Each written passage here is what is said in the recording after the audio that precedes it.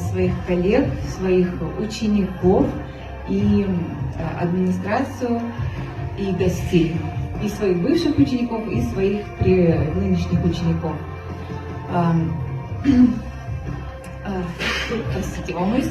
Эта выставка, да, волнительная для меня, и я волнуюсь, потому что, да, она не первая, как вы видели по ролику, но впервые я выставляюсь в стенах своей родной школы, и здесь мы решили представить как можно больше работ, потому что учеников много, работ много, да, как выставка в музее президента была, но там небольшой был зал нам предоставлен, поэтому вот в этом году решили замахнуться, да, и выставить работ побольше. Конечно, выставка волнительна, потому что здесь работы мои, увидят и моих учеников все коллеги, увидят все мои ученики, и вся художественная школа, вся музыкальная школа, администрация, все гости общеобразовательной школы, которые к нам приходят тоже на выставке.